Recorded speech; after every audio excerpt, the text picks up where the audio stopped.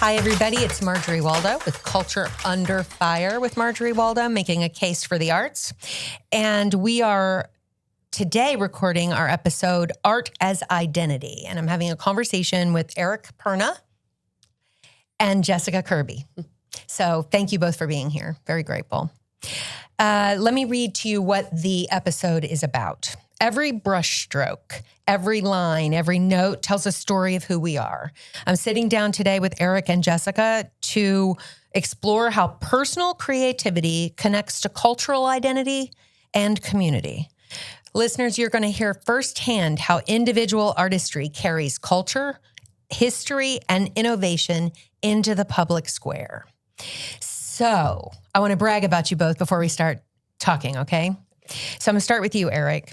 You were born in Brazil, and you moved to Delray Beach in 1991. Were you in the United States prior to that? Well, I moved into Massachusetts. In 91? 91. And when did you come here? 20-something years, Okay. So a minute, like 2006 or something around that time? Yeah, something like that. Yeah, it's been a minute. I'm so bad with times.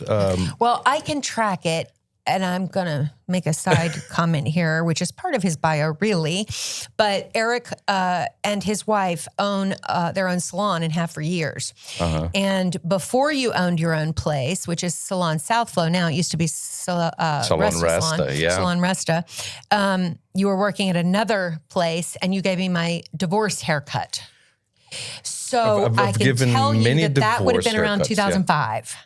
Yes. So that's when he was in Delray, a little before 2005, right around the time of my second divorce. Don't tell anybody. Okay. So anyway, back to Eric. So you've been in the States for a while. Yeah. And you work in what you call figurative abstraction and raw art, exploring themes of perspective, memory, representation, and human experience through bold, expressive forms and often unpredictable compositions. Accurate?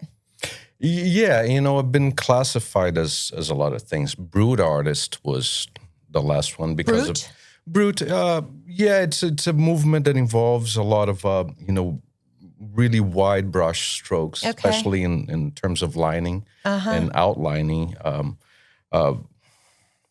Some people call it cartoonish. Some people call it I do not believe it's cartoonish at all. I don't either because I base everything on movement. It's nothing's really stands still. I'm going to use the brute artist idea. Yeah. I love that classification. Okay, so you have a permanent installation called Going Back Home at the Brazilian Consulate in Miami. Yeah, which is displayed alongside works by other well-known Brazilian artists. We've already talked about the fact that you own your own business, but I'd like to say that if you ever take a ride for a haircut or not to Salon Southflow, which is just south of Woolbright on Federal Highway, you will see that art is woven into everything that you do in your life. Well, I think if you think about the first place that I had, Resta was a salon and it was a cafe, right? The cafe was next door to the salon, and there was an entrance in between. And the cafe had every instrument you can think of, right, just plugged in and ready to go, which, music was made during the day while the salon was operational. And, oftentimes we got a lot of complaints because people really didn't like the idea of, maybe a kid coming in and starting to play on the drum. Oh, yeah, you never know. There's a lot of restrictions there. Right. But, so music and visual arts, and now it's primarily visual arts at Salon Southflow. Music as well, because we promote some paint parties. Okay. In which we put panels on the ground and people will paint while we have a jam session. Oh, that's very cool. So that's one of the... So I need to know about those. I need to come check those out. Same. Okay, you really ought to. I just told Naja, who you both know, Naja Hardman is our full-time art curator of our 2 galleries, the Marshall Family Foundation Gallery, which is in the lobby box office area, and then a new invention of her own called the Black Box Gallery, which is, so from the very beginning, my vision was that the Marshall Family Foundation Gallery would showcase and celebrate truly emerging artists. It is curated, so it is not for people like me who draw stick figures, right? It is curated, but it would be for people who had not had a solo show, generally speaking. And then the Black Box Gallery was the vision there that Naja came up with, was take it up to the next step. Maybe there are people that have had solo shows but are not doing the work full time or still need more exposure. So it extends our reach into the emerging artist community. So Jessica Kirby, she was born in Palm Beach County, lived here your whole life. Yes. You studied film and animation at Florida State University's College of Motion Picture Arts, which does influence your blending of motion-based design and traditional visual art. So I hear a motion piece in both of your work. That's kind of cool. Your art is often described as surreal, vibrant, and experiential, using recurring motifs like clouds, celestial figures, and dreamlike landscapes to reflect healing and transformation.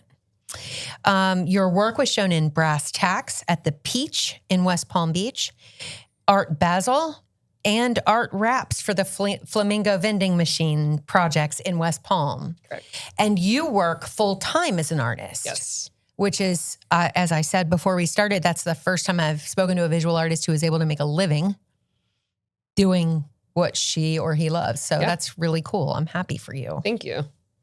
So let's talk about how you're described and tell me how I guess I want to know, why are you an artist? I kind of want to start that basic. Will you start us off, Jessica? Of course. What made you want to do this? And why not only animation and film? Okay. It might sound cheesy, but I've been painting since I was 4. Okay. So and I've just always kept at it. I feel like it's my only path. Like it's what calls to me. So at 4, my parents have always been encouraging me. I took private art lessons all throughout elementary school. I went to art middle school, art high school. I studied abroad doing painting.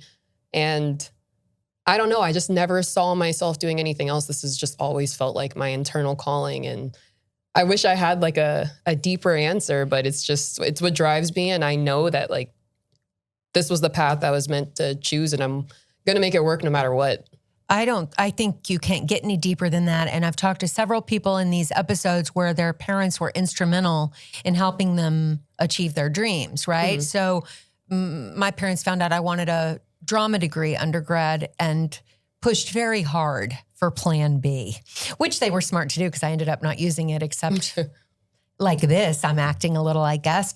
But in general, they were very worried. So it's cool to hear that they supported you and helped make sure that happened for you. That's cool. I came up under creative entrepreneurs. They're not typically what you'd consider a visual artist, but my dad cooks and he makes music. And then my mom's a hairstylist, which to me is a creative medium. Absolutely. So they saw the potential for me to make something out of my passion because that's what they did.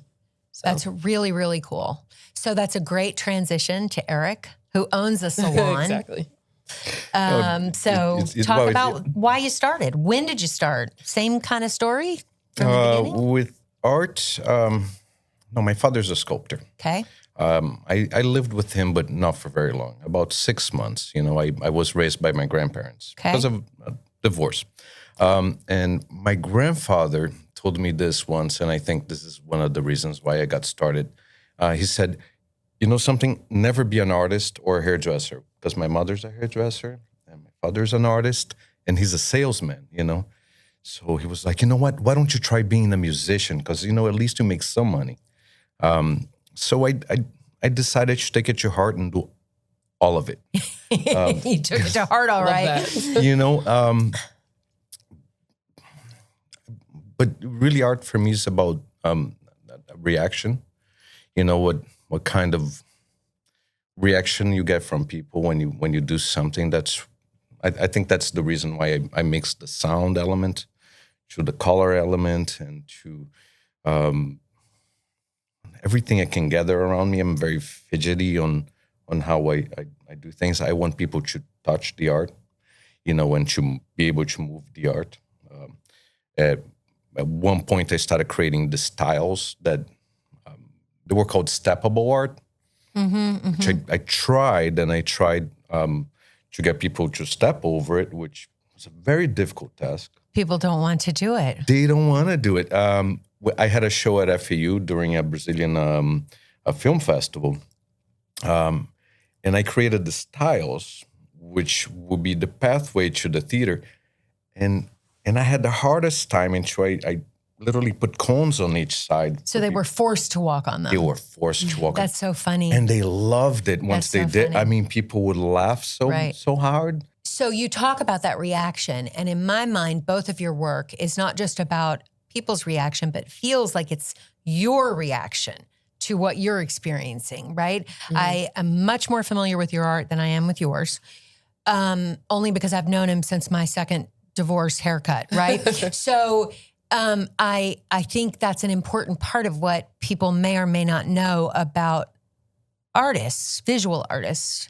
So is it true that you're responding to your surroundings and experiences? Absolutely. Art is how I personally communicate. Like my reaction is what drives it. Like it's my reaction to the world around me, and that's how I get it out there. Like art is my visual communication. And then from there, it invites communication with others, because obviously it can't be one way, but the first step to creating is getting my reaction onto the canvas, and then inviting the viewers to engage with it how they feel. Have you, can you give me like a specific example of something you remember where there was something big happening in your world and you had a reaction that created a piece that you love or something? Can you give me an example of that? Yeah. I mean, a lot of my work speaks to grief. I've lost a lot of people in my life that were close to me, that were instrumental in getting me in the art career. And like, I think my most instrumental pieces in my life were those pieces that spoke to that. And I could actually say the piece that was like had the biggest transformation for me was the most recent, like back in November. It was me speaking about the death of 2 loved ones that I went through last year. And for me, it was my way of inviting the conversation of grief with others, because I'm not the only one who's gone through that experience. It felt very personal to me, and the way I communicated it was through a sunset. Like it was called After the Sunsets, and it was about life after a loved one passes. And it was a very raw piece. I created it in one sitting almost. It was about 8 hours of work, and it was just me going at the canvas. Usually I go in with a plan. This one, I just wanted to get it out. And I think that piece got the most visceral reaction. Like some people loved it, some people didn't understand it. But for me, it did what it was supposed to do, because it created that communication, and it helped me through that process. I think it's a big part of it. I know a lot of your art does as well, and I'll let you speak to that. But so I write poetry, and my poetry is never written when I'm happy. My poetry is written when I'm struggling with my mom's passing, or her dementia prior to her passing, or my frustration with politics, or things like that. That's what motivates me to write. And it is my way of processing what I'm feeling. Mm-hmm. And I do believe that what we feel is universal in almost every case. You might not feel the same things about politics that I feel. Your mother may not have had dementia, but you understand grief, you understand sadness, you understand anger, and that's what my pieces are about. And I think it does invite a conversation that's meaningful and really important. I agree. The research says that a lot of therapists are using art-based techniques in their therapy now. Theater, visual arts, all kinds of things, to help create a safe way for their clients to talk about the things that are troubling them. And it's a really powerful thing. All of the research is showing how meaningful it is. Yeah, visual art is universal. I actually teach, I would say instruct more so, but I have a color-based workshop that I teach, and it's about emotional wellness through color, because color is the most universal thing. It is. Like, even in a sense of someone who's colorblind, they're experiencing some form of color, and that's how, like, that's the one thing we can all relate to. So use that as just like a groundbreaker for us to just get into expression. So I'm very much of the mindset that color is transformative and it sparks conversations. And all you got to do is find out about, I was an educator forever. They find out what colors you're allowed to paint your classrooms because they're calming versus, or you think about nurseries for your brand new baby and what colors should be soothing and make them sleep. You hope desperately. So I agree. And just as a side note, maybe you want to teach a class at Arts Garage about that. Oh, I would love to. Okay, so follow up with me about that and let's work on that. I think that would be cool. All right, so Eric, talk to me about what is your inspiration for the art that you create?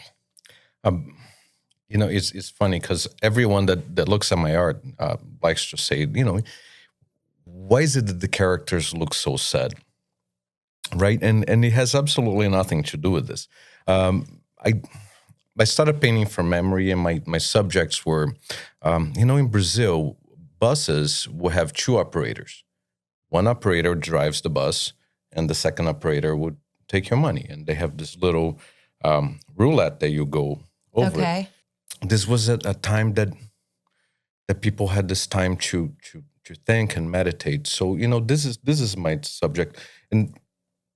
Some people would say, "Oh, the person looks bored," but imagine look at the period that this person had, during that You're trip. catching them at a really raw time where they're not worried about how they're interacting with someone else, too. Or the way they look, or it's just it's way more whimsical to get somebody at the times of boredom. Because life is,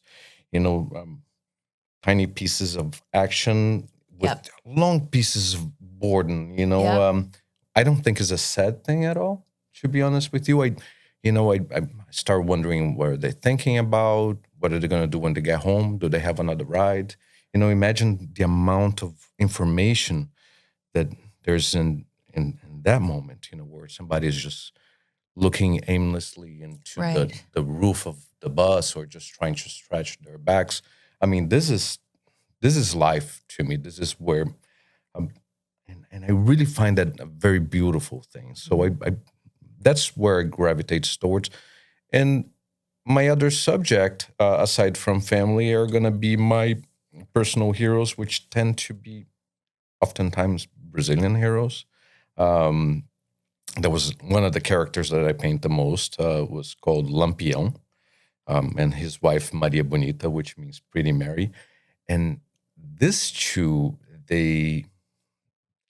their enterprise was to rob rich farmers out of their wealth and give it to the poor people of the northern part of Brazil. Mm-hmm. So, and they were depicted at the time as the Brazilian Bonnie and Clyde. Right. The Brazilian Robin Hood. Robin Hood is what I thought. Yeah, that's what I thought of too. Right. Yep. So, this slides into a part of what I'd like you each to talk to us about is the idea that who we are culturally, ethnically, racially, socioeconomically, religiously, all of those pieces.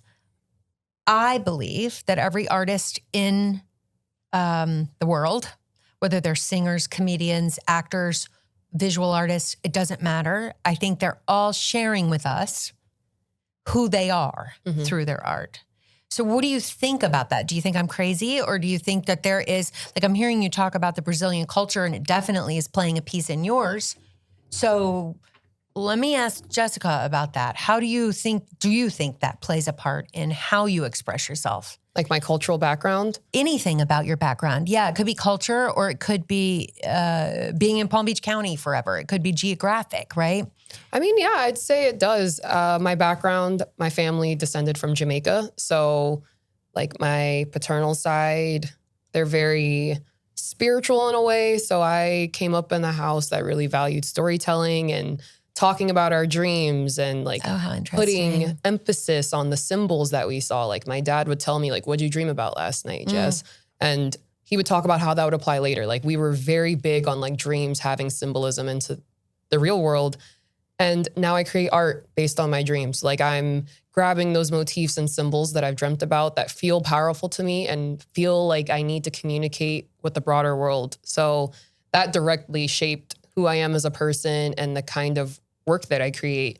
And I think just even, you mentioned being here in Palm Beach. Yes. I'd say that's shaped me as well. I can't even pinpoint it until I'm gone most of the times. Like when I was studying in school or I did a brief stint in New York, like I saw how Palm Beach has impacted me as a person. I went to New York for a brief amount of time to work a graphic design job. And that city is so bleak by comparison to Palm Beach.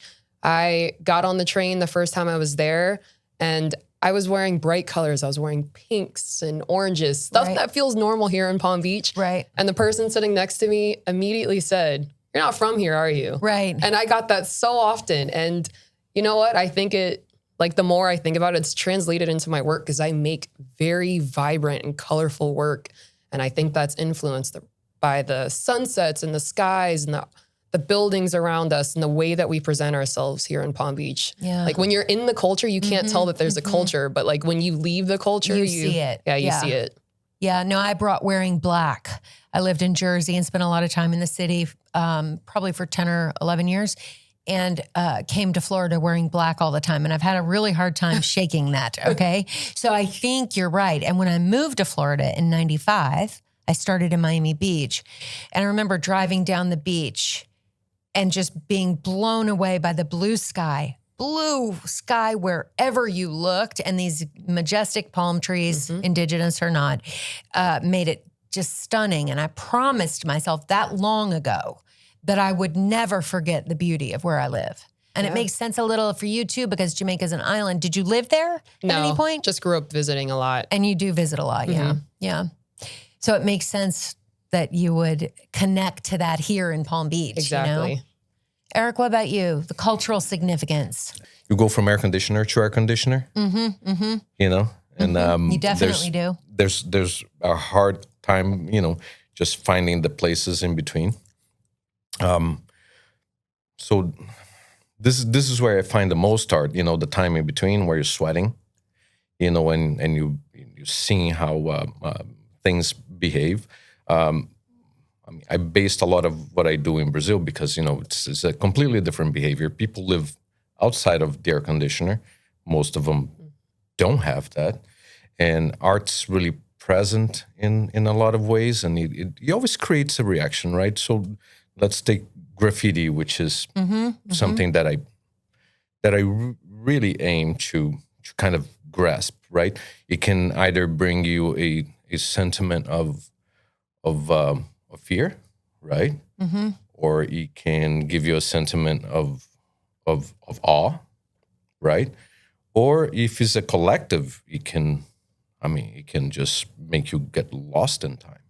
You know, for example, let's take Wynwood, Fat Village, you know, where you get collabs of artists, you know, creating different walls. I mean, this spaces of, you know, they create a type of freedom that otherwise would be, you know, a spot where you would just try to get from your air conditioner to the other air conditioner. Right. Now you're putting yourself in there, you know.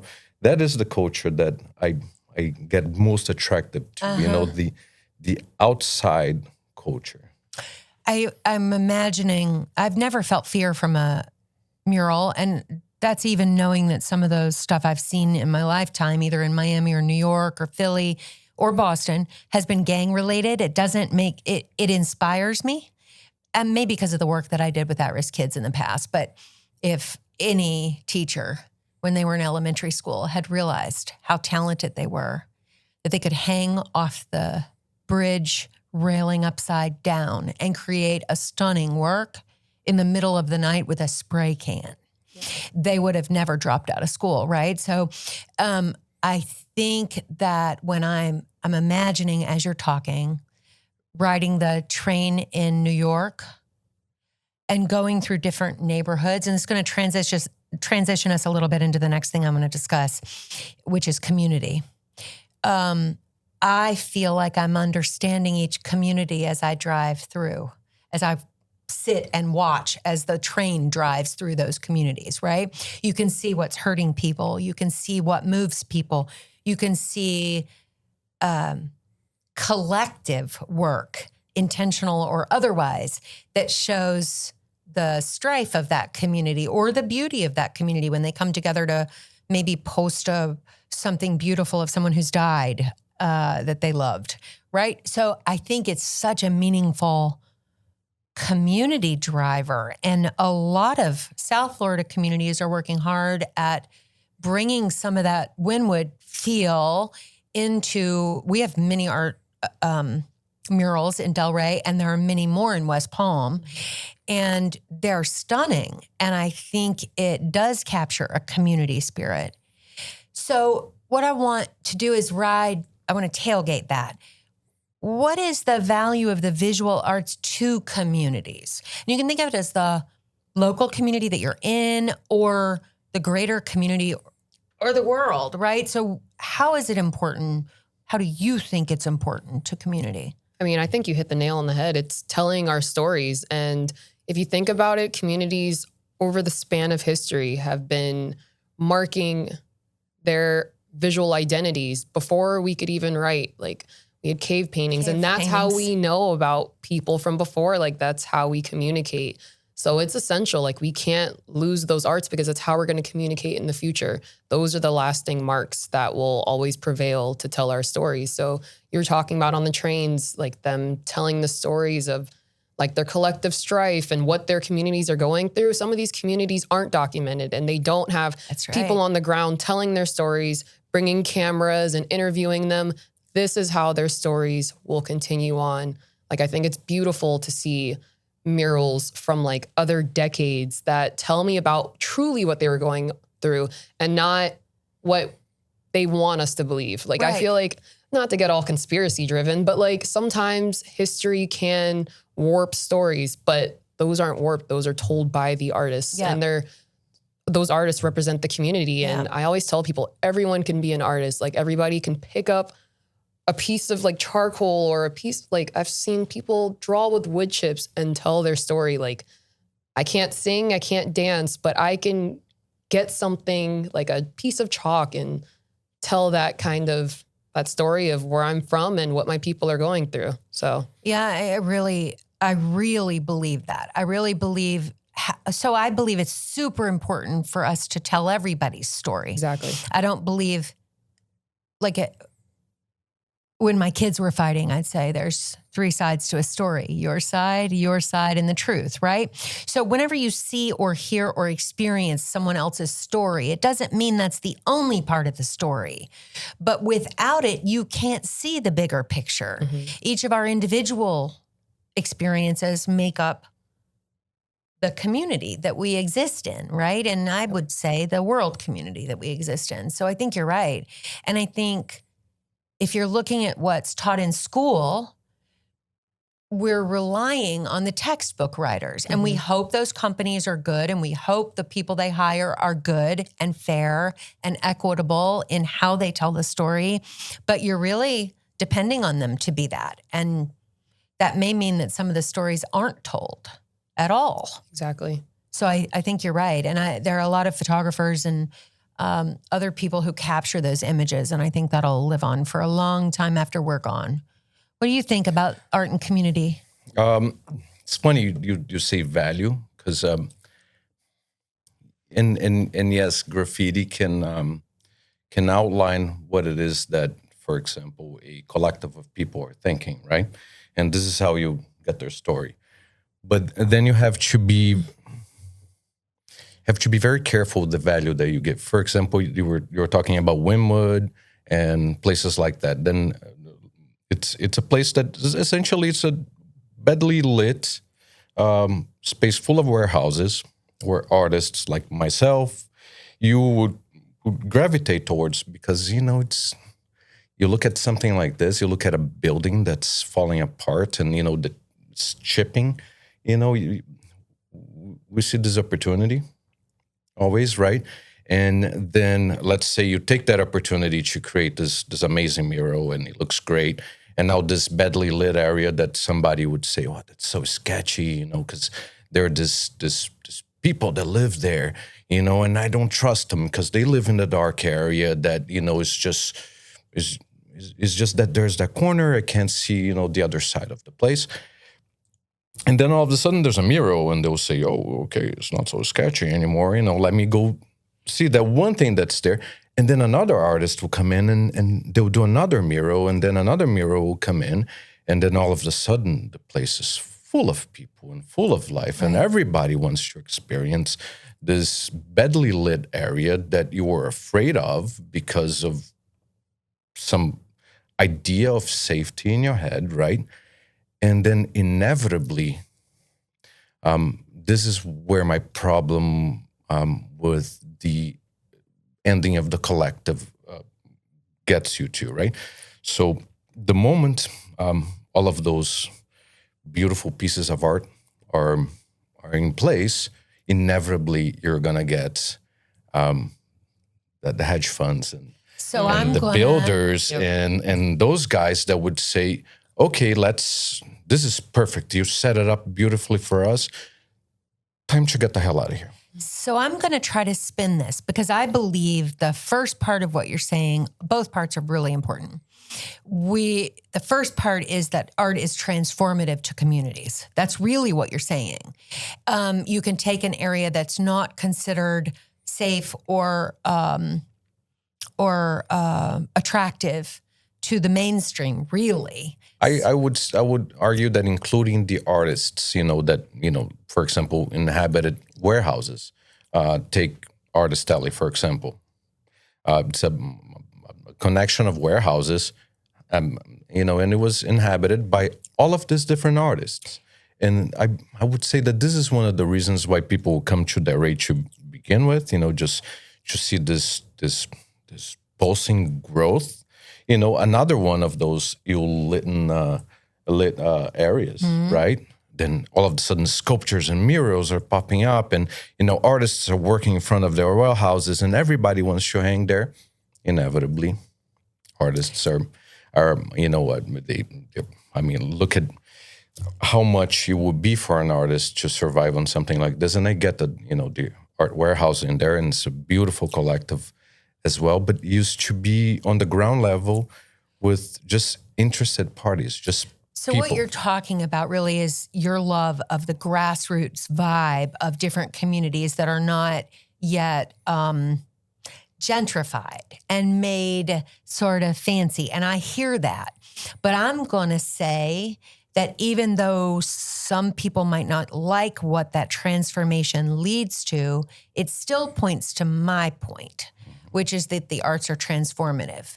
Mm-hmm. And that anything that's that powerful to transform the world or a community has positive and negative potential consequences, right? So I totally get that. I think that what can't be argued is how visual arts can change a place and people's perspective on that place in seconds.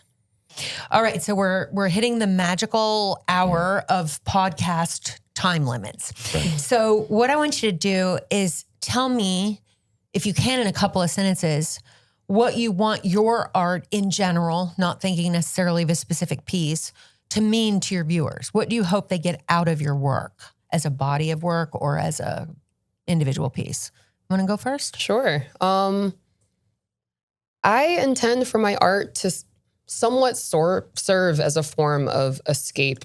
I feel like life can be overwhelming at all times. Like, we're moving through a very heavy period currently, but we've always been moving through those periods. And we have those artists that are telling those stories, and I think it's beautiful. And I'm happy that they're here to make sure that our voices live on.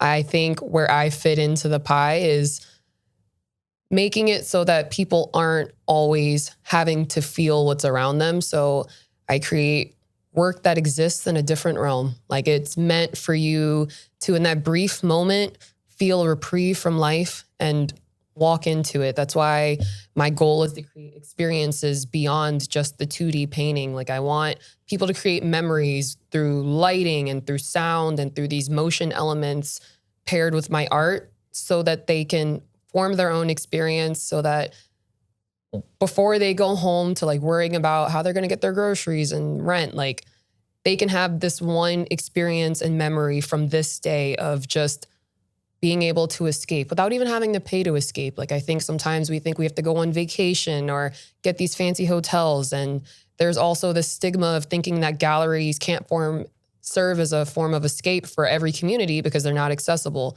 So I want to create those spaces where people can just, at least for 10 minutes, experience a break from the real world. So that is my goal. Our galleries are free to the public always.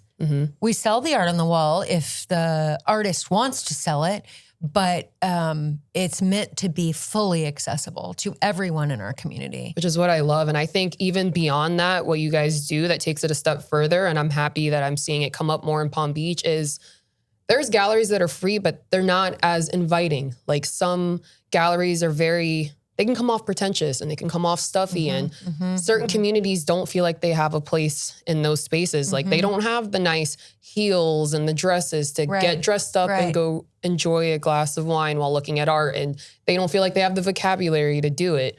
But I like that you guys have a safe space. Like, I want art to be a safe place, and that, like, galleries to have open doors to everyone in the community, not just the specific sect of the community. So it makes me really happy that you visualize it that way, because it's absolutely intentional to try to make everybody that walks in our doors feel safe and comfortable, and to have a bit of a reprieve, like you say, to experience something that takes them outside of themselves almost, right? Allows them to dream or visualize something that takes them away from the things they're focused on that may or may not be happy things. Yeah.